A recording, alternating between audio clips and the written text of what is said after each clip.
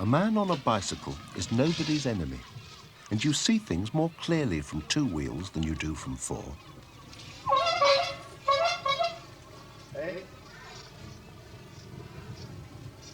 That's why I chose to pedal my way from Norway to the Russian border, one Nordic spring and early summer. My way was along the coast by sea from Stavanger, over the mountains, across Sweden, Åland, Finland. But I can't tell you precisely how many 100 miles it was, because I lost my mileometer on the first day. I was just coming out of town and I allowed my attention to wander.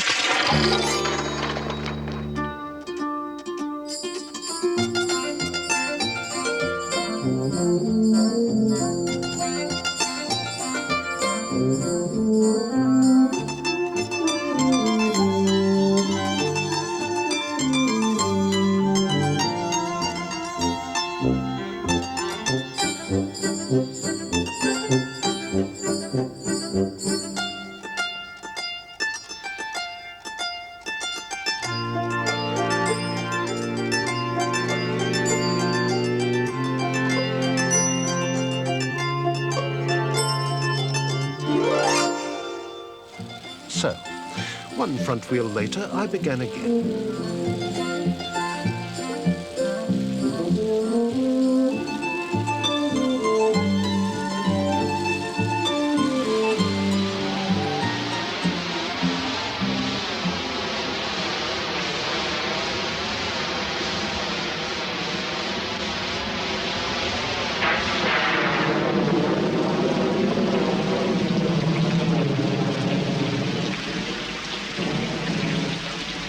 Going to Norway from Britain is like moving out of the broom cupboard and taking up residence in a medieval castle. Life is no longer cosy. The accommodation is grand, granite and drafty. This is what the Norwegians call the nature, and it's the reason why it's usually pretty pointless trying to phone anybody there on a Friday afternoon. They've all gone to sit in it for the weekend and contemplate it. From huts, from tents, or even a discreet depression in the snow. They're tough people, and the kids get survival lessons at school. Only an elk is fonder of the great outdoors than a Norwegian, and the elk has no choice. I did say it was spring, didn't I? Day after I bent my front wheel. Often, in other countries, the wide open spaces are actually closed because they belong to somebody else. In the north, they're free. The land is everyone's right. And well may it be in Norway, because only about 3% of it is actually usable. So, most people live, and they've always lived, down on the coast, warmed by the Gulf Stream.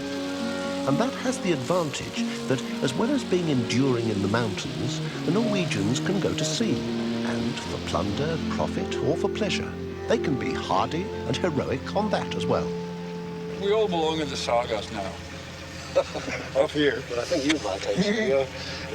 You have the frame of the Viking, if nothing else. I expect your ancestors rampaged around, mutilating my ancestors with axes. Gentle Vikings. Gentle Vikings. I don't believe it for a moment. But we have this image, actually, from England of Vikings in the north. But, of course, there are a lot of people in the north. I mean, there are the Danes, there are the Norwegians, there are the Swedes, there are the Finns. And you're not at all the same people, are you?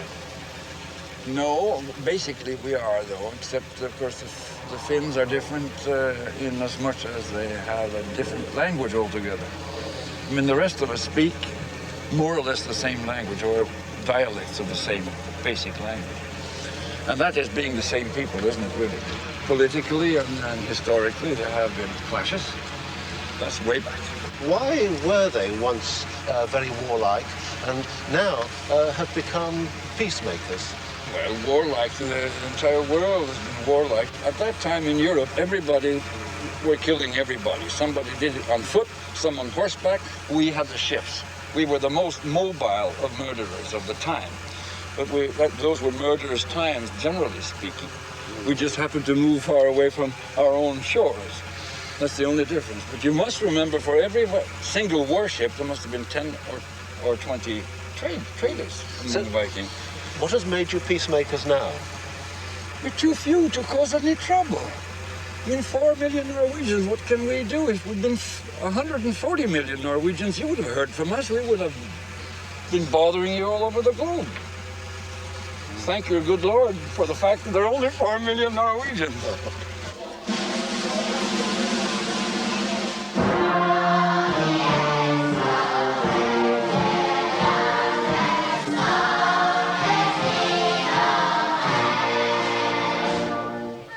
Thank the good Lord for the luck that's brought Norway prosperity. Oil fields 3 times more important to her economy than North Sea oil to Britain. Even before that, the happenstance of a shoal of herring might bring the capital to turn a few poor hovels on the seashore into a prosperous town. The old canning factory in Stavanger keeps alive the glory that was once sardines. Their labels promised more than a tasty morsel on toast. Drama. Domestic bliss. Another woman. And another. One of them. The canned can. And the probably could in the right circumstances. Prosperity. Increased prosperity. And absolutely stupendous prosperity. Stavanger kids used to play with the labels like British children played with cigarette cards. They say that the largest man-made object ever moved was moved in Stavanger. Also, that the largest musical organisation in the world is the Norwegian Brass Band Association. And coming up to the National Day, it certainly feels like it. But great or small, those who celebrate it in Stavanger will be a medley of nationalities as various as the oil.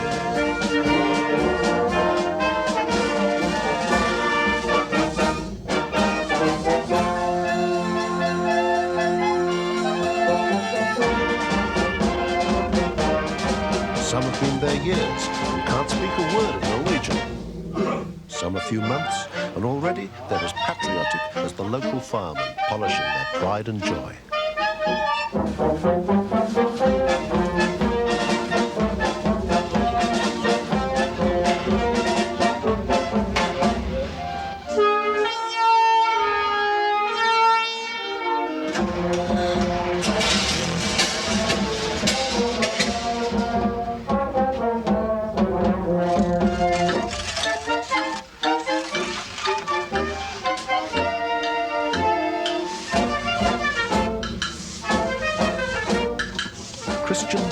Keeps a Norwegian hotel. Otherwise, he's a thoroughly argumentative Frenchman.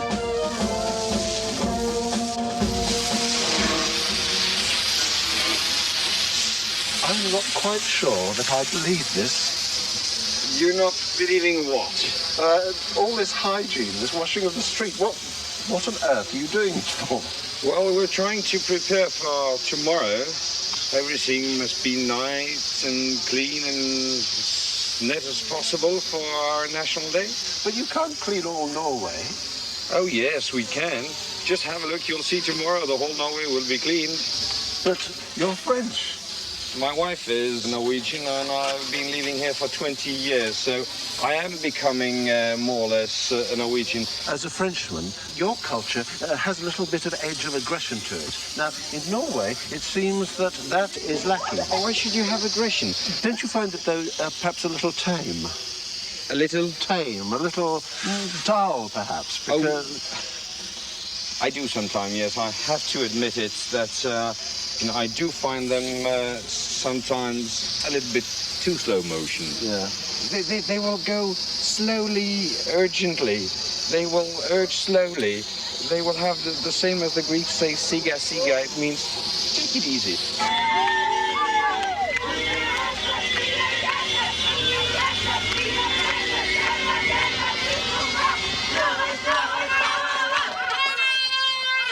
In the dawn of Constitution Day, the graduation class enjoys the licensed liberty to disturb teachers' slumbers, as he's been disturbing theirs for the previous year.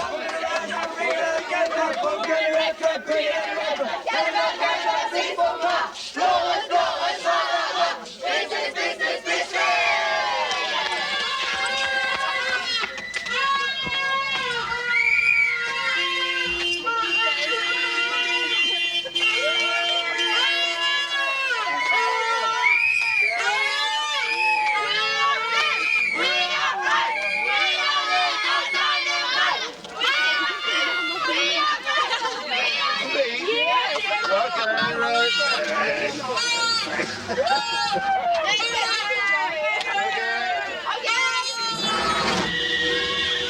many of them, this is as near as they'll come to an active rebellion against their society in all the rest of their lives, despite the fact that of all the Nordic countries, it's the Norwegians who are supposed to be the individualists.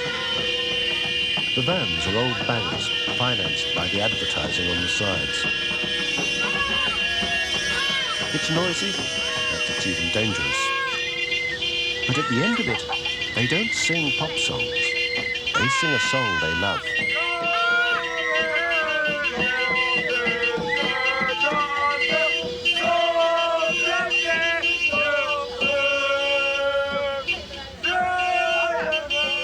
And that was the first national anthem of Constitution Day.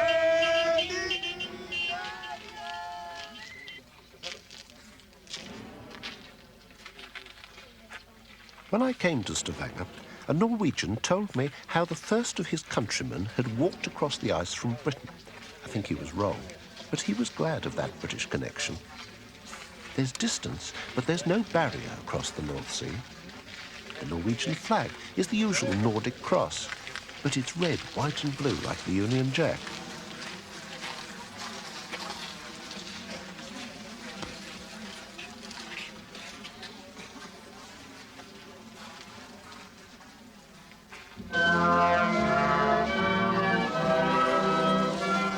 Sometimes you can tell from the faces who are the British, who are the Norwegians.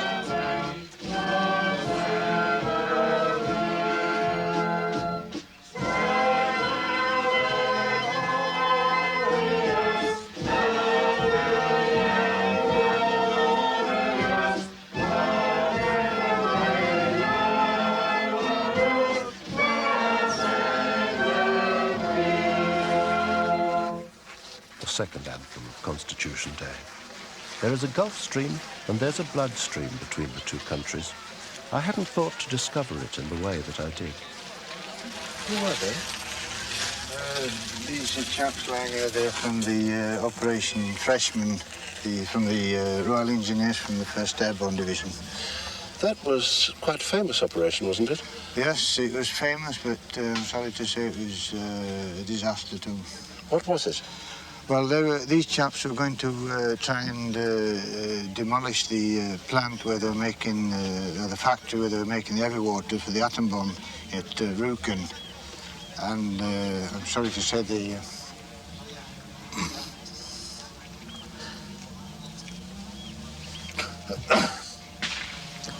all crashed in the mountains. They were your friends? Yes. And that was just outside Stavanger. It was owing to bad weather and they didn't find the proper landing zone in the mountains. And most of them were killed and some were taken prisoner and taken to Oslo and tortured and shot. You remember them, obviously, very closely, even today. Yes, we haven't forgotten them.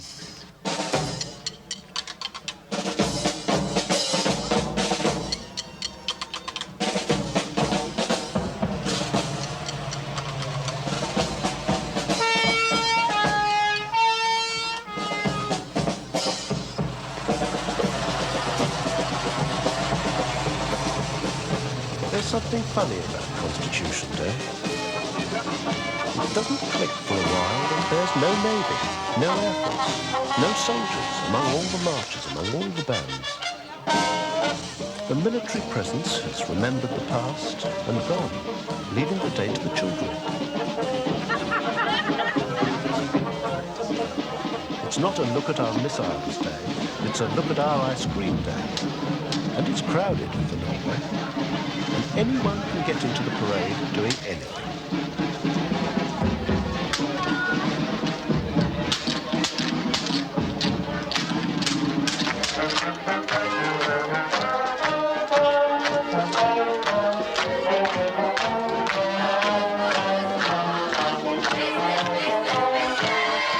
The students have their own rag parade of rather conventional satire, but I was never really certain about the other people in the student caps. though they did seem to have a touch of the old Viking spirit about them.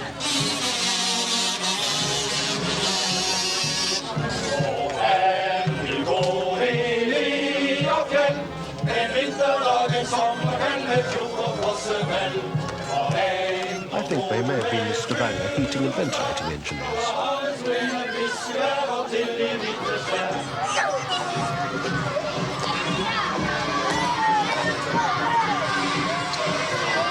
I was 1 year in the States not being at home on the 17th of May, and it was terrible. I was thinking about it the whole day. Now I want to be with my friends, now I want to be with my parents. It's a family day too. It's just celebrating that we are Norway, we are free. It can be a dangerous thing, nationalism. Yeah. It can cause wars. Yeah, I know. We are very anxious about protecting what's Norwegian, Norwegian culture, whatever is we can say is Norwegian. So it's a very strong nationalism, but it's not an expanding nationalism. We just want to keep what we have. So when I see national costumes in the streets, or perhaps I even see a sweater like yours, I'm really looking at something which isn't just for show, just a bit of fun for the tourists or anything like that. No. You have many places in Norway where they are scared of tourists. I mean, really scared. They don't want them in because they want to keep whatever is Norwegian. And like my sweater, I'm really proud of it. It's handmade by my mother, and it's knitted here in Norway. It's a Norwegian pattern, everything. And lots of my friends have it, and it's great to wear. I mean, it's a good sweater. But Norway's rocks and mountains and sea and snow. In other words, it's a hard life. And your traditional virtues are based on poverty. And now you're becoming rich. So don't you think that with prosperity, Norwegians are just going to become as greedy as everybody else? Well, hopefully not. We have two major political parties, the Labour Party and the Conservative Party. In your country, there's a major difference between those two parties. In Norway, it's the major things they have in common. The smaller things they quarrel about. We all agree that education is free, healthcare is free for everybody. So you're supposed to have lots of civil rights for free. And it's tremendously expensive to keep it that way, especially the healthcare. That's why the taxes are so high and the prices are so high, etc., etc. But, I mean, the thought of it is not greed. It's more sharing what we have. And that was Stavanger. Jeg hilser deg, du stolte by blant fjelle. Du skyre gamle minnerike stad. Du blomst med duft fra Norges But being naturally of an inquiring mind, I couldn't stop wondering about the astonishing consensus of patriotism I'd seen. Was it the true story? The whole story? Og aldri fant jeg Sydens solblå våger, så skjønn som deg. And then, half a day to the north, I came to a city set among 7 mountains, which was full not only of national, but of local patriots. Bergen, where for centuries the merchants carved up the trade of the whole coast among themselves, and which still keeps commerce at its heart. And in that cosmopolitan town of sociable business people, I met one among all those normal Norwegians who stood out, or rather spoke out, from his attic radio station, and he told them all home truths.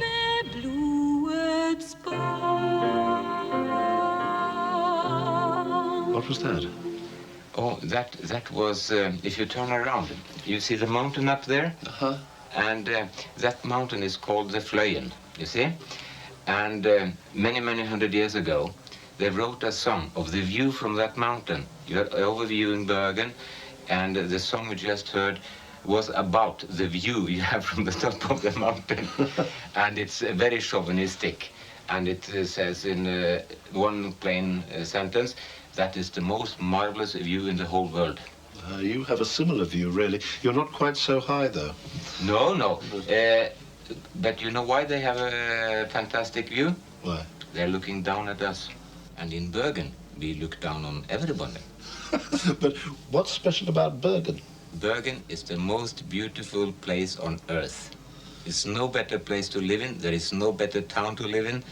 And really, it's marvelous here. Unless you happen to live on a state pension, then it's not so good. They have only their small pensions. But if they spend their money buying electricity or gas or whatever you call it, or whatever you do when you want to heat your house, they have no more money left. So they cannot buy food. So you have the free society, the free choice society. You have the free choice, you make the decision, you die from starvation or from freezing to death. But we in Britain, we always think that Norway, which is now a rich country, is actually doing very well on all sorts of social welfare fields. Yeah, well, that's the story we are telling, but we are not telling the truth. Actually, we are doing very bad. And I think it's wrong. I believe it is wrong. I don't think that is the kind of society we were all fighting for. We wanted an open society, a free society, where people were kind to each other. And at least when we opened up the so-called welfare society, we should have some welfare. Well, who is the villain? Is it greed or incompetence or what? The true villain is that we are trying to tranquilize people. We are trying to dope them, you know, by telling them, oh, this is so good, so nice, so fine, and we are the best, we are the world's champions in everything. Oh, yes, we have a law about it. And we call it the Jante law. What does that mean? Oh, Jante is a fantasy place. Doesn't exist. And one of our authors, Axel Sandemose, he wrote in 10 short sentences what he called the Jante law. This is Jante society. And this is our law. And don't you believe you are anything. Don't you ever believe that you achieved anything at all. That's what it is. It's a specific law telling that you are nothing. Virtually nothing. In Jante society, the majority is always right, not to be laughed at. In Norway, the majority is usually right.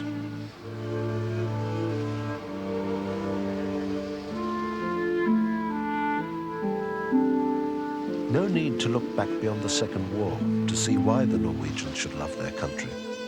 Hitler might have been glum to learn that the after effect of the Nazi occupation would be to revive Norwegian national costume.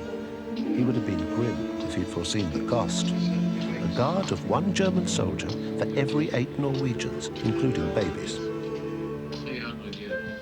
As the result of Jan Dan and the other members of the Bergen resistance, some thousands of the occupying forces were inconvenienced in ways which ranged from extra guard duty to sudden death. Yet few of them even knew he existed, and none of them knew where. Well, here we are. And how do you get in? Oh, I don't know. You push. You push. Oh, you won't get in then, because it's nailed. Can't get in at all. It's supposed to be like that. Okay. Well, but what we did, we had a rusting piece of steel wire. And what we did, we shortened 2 special nails in this door. And off we went. Oh. What does it? Oh, that does it. That's quite a lot. Genius. And this was a hideout, I suppose? Yes, it was. For how long? Oh, well, we were using this for roughly about a year. From autumn 41 to July 42. The Germans discovered the headquarters only by accident. They fell through the roof. But by that time, it had done its work.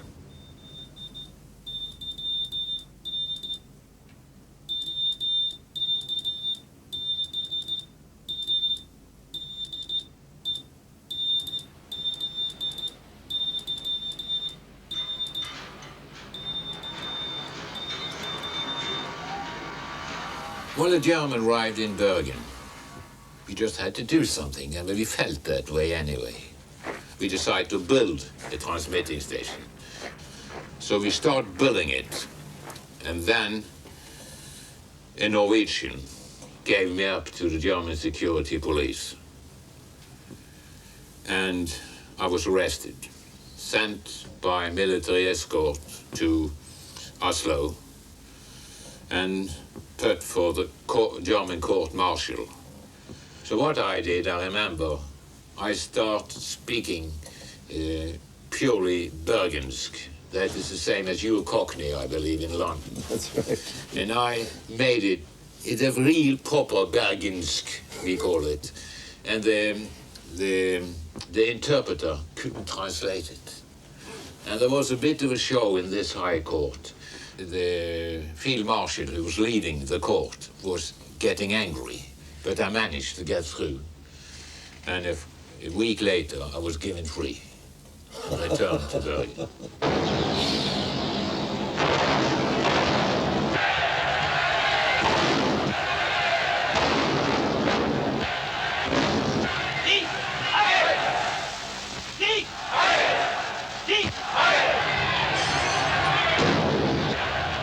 The Tirpitz was the most modern battleship ever built. It had greater speed than the British battleship, so it would be a hell of a danger to the Merchant convoy fleet. The British didn't know where it was. We were told if we got any news of Tirpitz, we should transmit immediately. Whatever happened with us on the station, it didn't matter. The transmitting had to get through. When the pilots came with the coastal ships to Bergen, I got a message that Tirpitz is now in Åsenfjord in the Trondheim Fjords area. So you sent that message to the Admiralty? Yes. Or later on I was told there was one of the most important messages received. And as a result of that message? They tried to bomb it, but they didn't have the bomb which could damage it. They had a special construct bomb which had a weight of 6 tons. Then they managed to get through the panzer deck.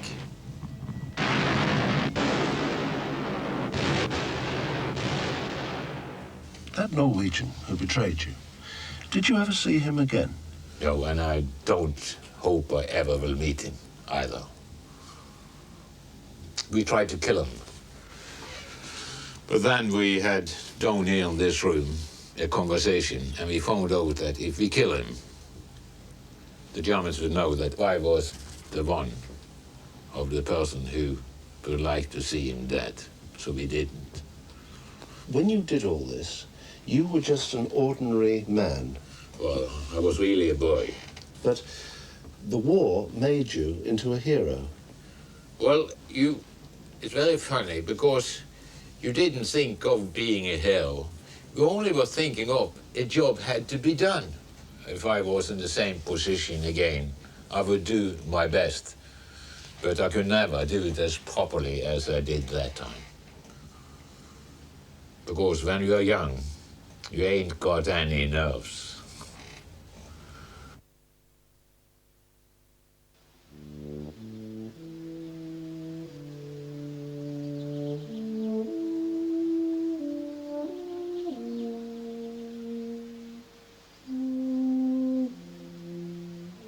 There are times in Norway when it's difficult to believe that such a thing as war ever existed anywhere in the world.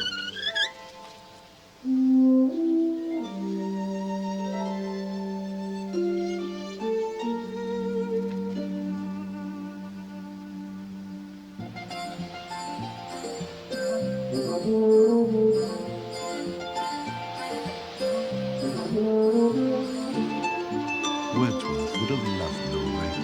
I'm quite Wordsworthy myself at times, actually, but not meal times. I cycled lonely as a cloud, till overtaken by the hunch that being mountains all around, there wasn't anywhere for lunch.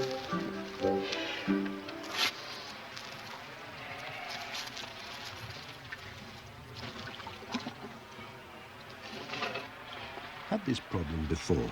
Nothing flat to sit on. It's ridiculous.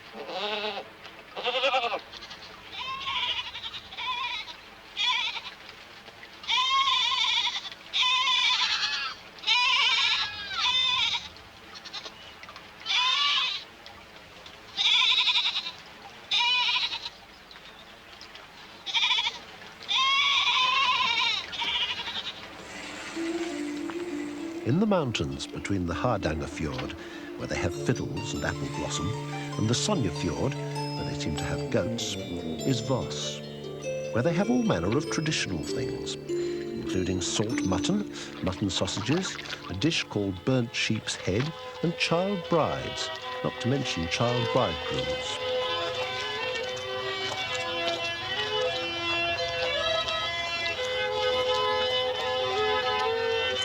The children's wedding is a kind of summer term treat, like a school play.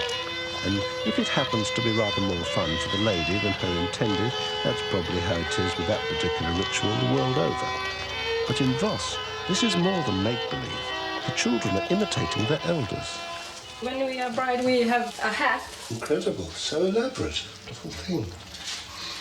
So, to make one of these would be very expensive. Yes.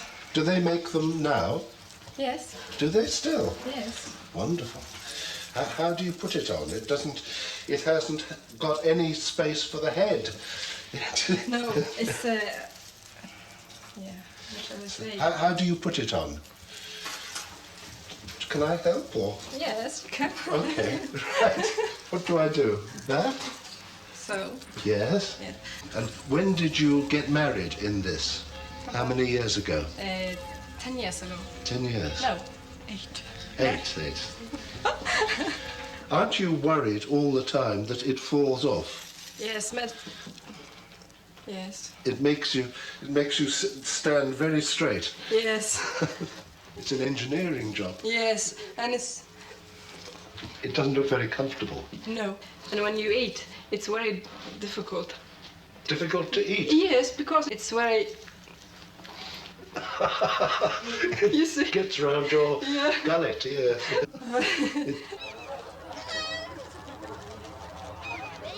The farmers who get married this way in Voss have a divorce rate of 1 in 300, as against 1 in 3 for other Norwegians.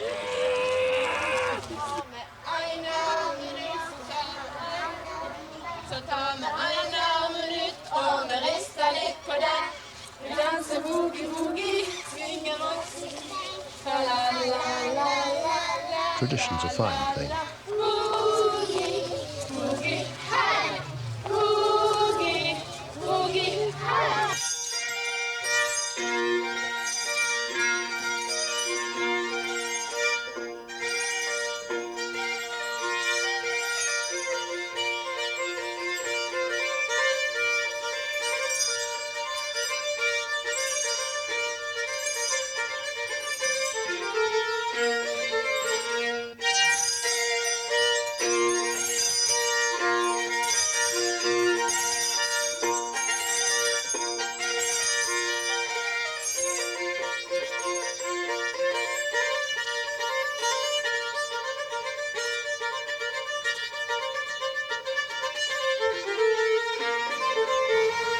Is it a modern instrument?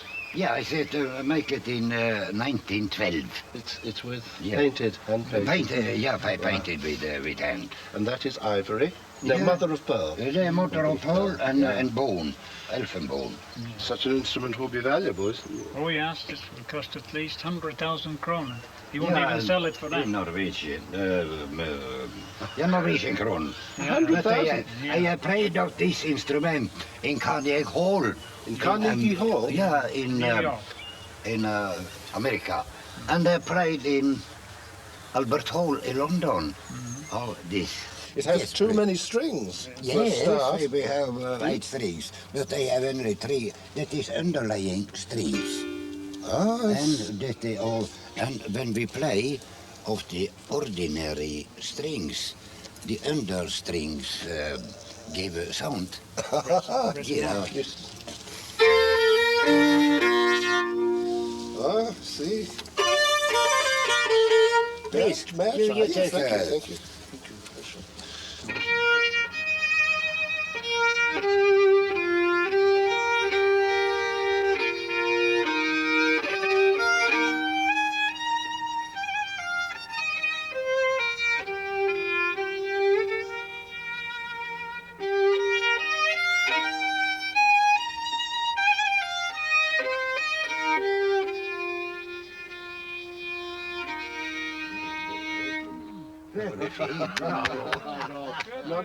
Not like you, not like you. But you can learn that. What is the character of Norwegian folk music? I mean, English folk music is all romantic. And, so what is Norwegian folk music? Is that romantic or? Oh, yeah, I think so. I say very... Du kan hear the waterfall. Du får säga det att det är blandning from the knife. Yeah. And the tears. Yeah. Mixture from knife to tears. Yeah. And you can hear the waterfall sing.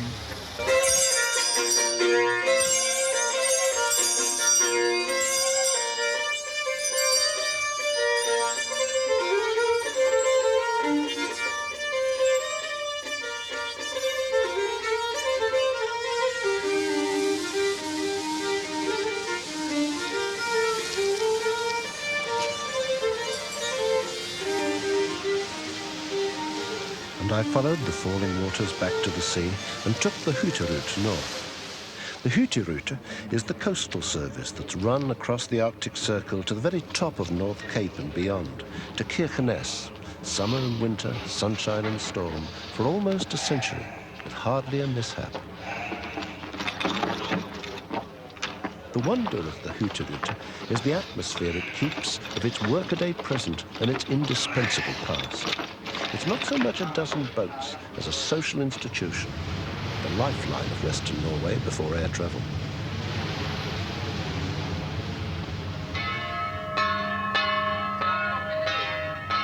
In the old days, if you had to have a grand piano in Hammerfest, this is the way it came.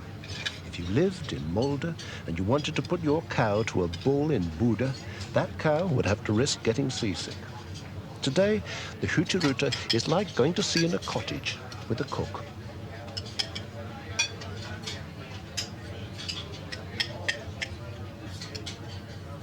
Tourists too, of course, especially in summer. But the boats still carry the mails and the diesel engines and cauliflowers. There are still people who can't afford to fly, like the music students from Kristiansund, who travelled a day and a night down the coast to go to a concert in Bergen, and were now travelling a night and a day back again, without cabins, looking for ways to pass the time.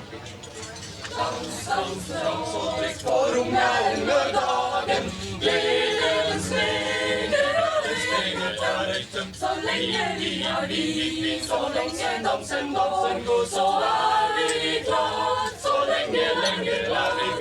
Dans, dans, dans, för ungaren lördagen. Glädjen speglar så länge vi har Viking, så länge dansen går, så vi glad. Så länge vi glad.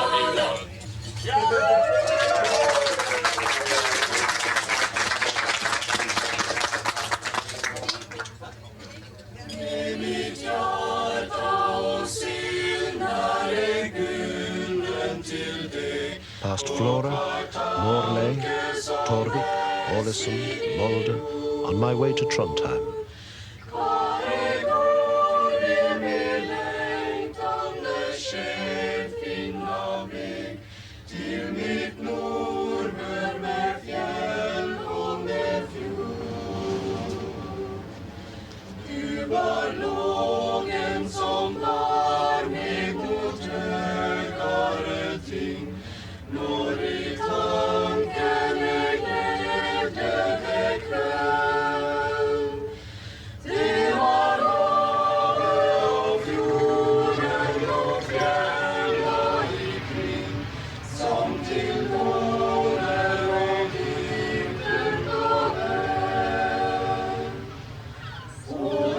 As I travelled, I became aware that the days were longer and longer, until there were only 3 or 4 hours of not quite darkness in the night. Other people felt it too. They followed the lights like moths, lively until well gone normal bedtimes. And then, suddenly, they sank into an inadequate nap until the early dawn of another day.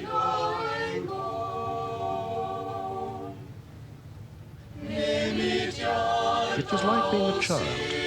You couldn't quite stay awake, but you wouldn't go to sleep. because you knew there was something exciting you mustn't miss. And that something was the coming summer. At last, past Christiansund, the clouds broke, and I saw the cause as I came into the land of the almost midnight sun.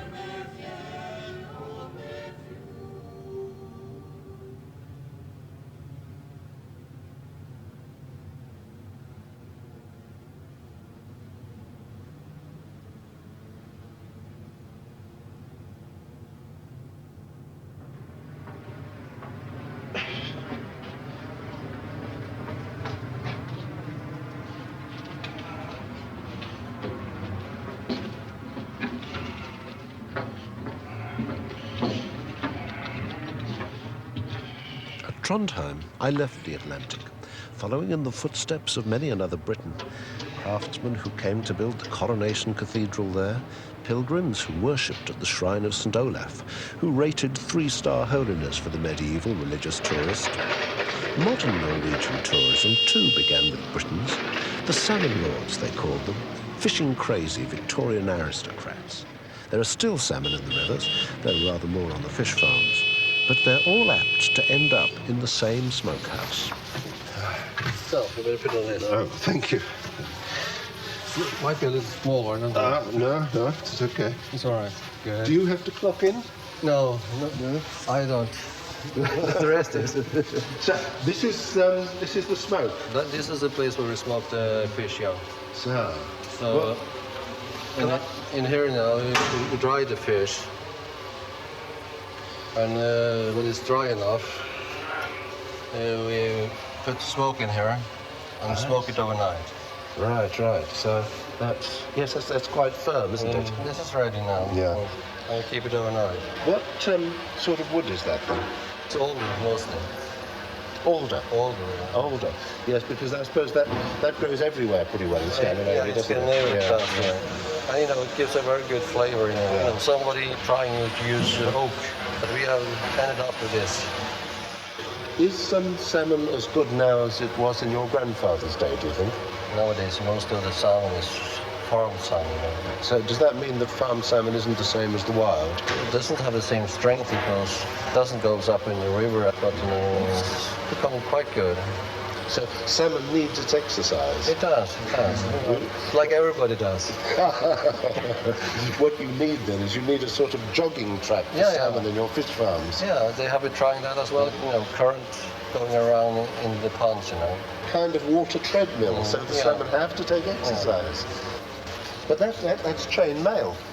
That's like a Viking. Yeah, it's a Viking, it's the same system, but it prevents him from cutting himself. I didn't know you could still get chain mail. Oh, yeah. No, you can get everything. And what's this?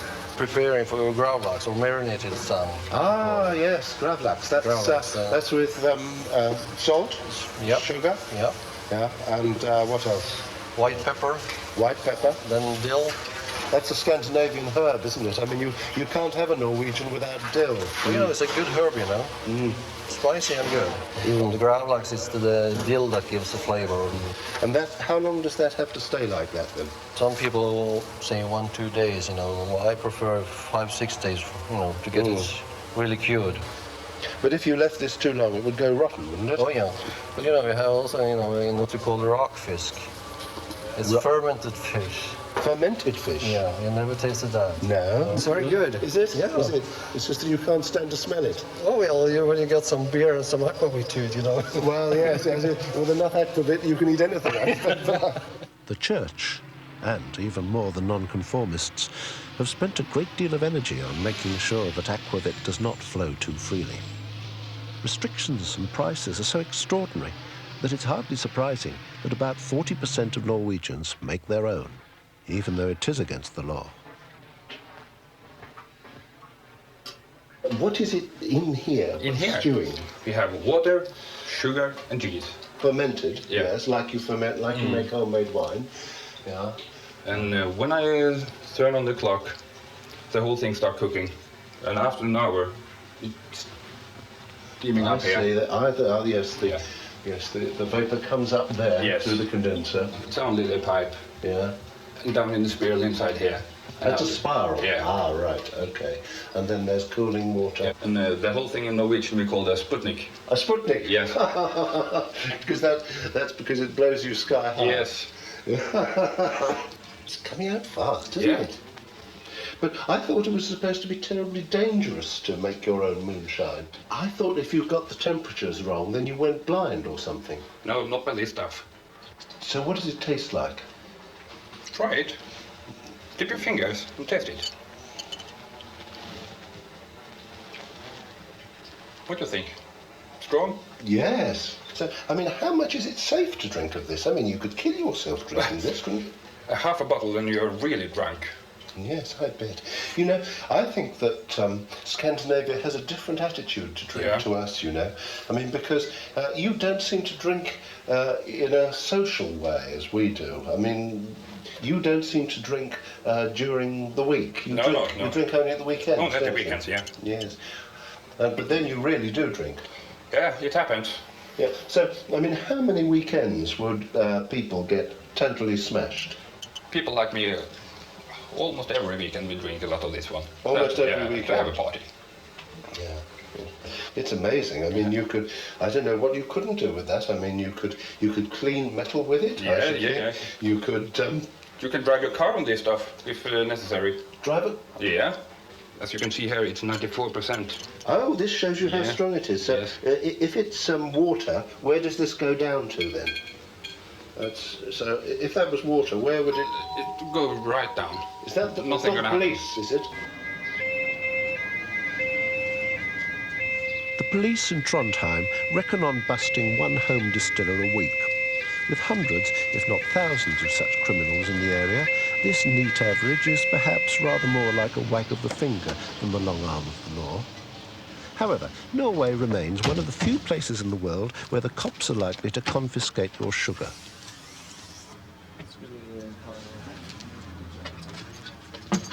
What they do with the sugar afterwards, I don't know. Perhaps they make health-giving jam out of it. But the stills don't last long after the trial. They can't. The old courthouse is packed with them already. One schoolboy is said to have made a still for his metalwork project.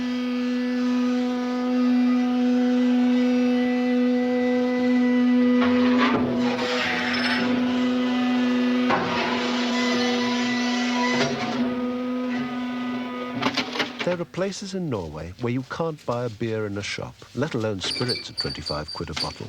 You order a crate of lager and it's delivered more or less under plain cover. With regulations like that, is it any wonder they've got problems?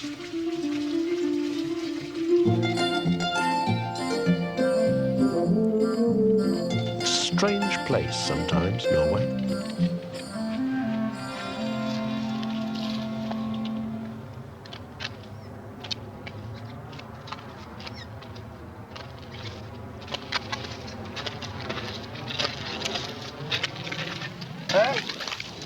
The Nordic god of skiing, Ulra, would have been proud of him. They just can't bear not to, even in the summer. It's just one of those funny things.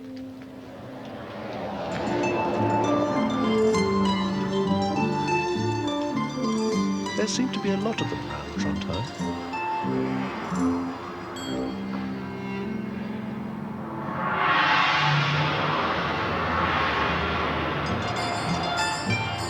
If you happen to find yourself in the neighbourhood of hell, the temptation to visit is of course irresistible.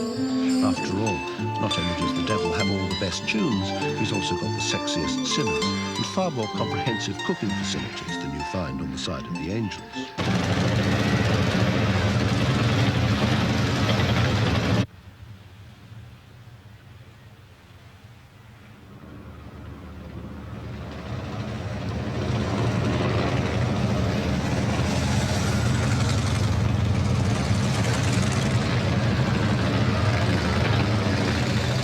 Being Norwegian, the Trondheim outlaws don't like to call themselves Hell's Angels. In terms of antisocial behaviour, they're not so much sinister as well scrubbed.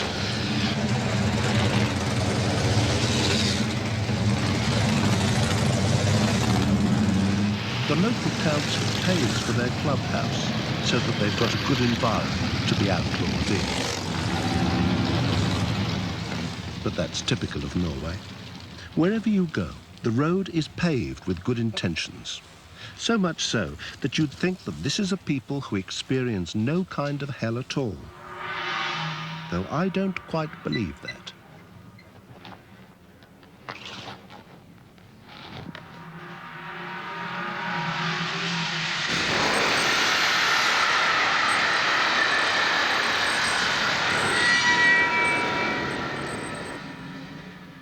Hell is like the rest of Norway, peaceful, domestic, and apparently undisturbed. Even the name is good-hearted. Hell means luck in Norwegian.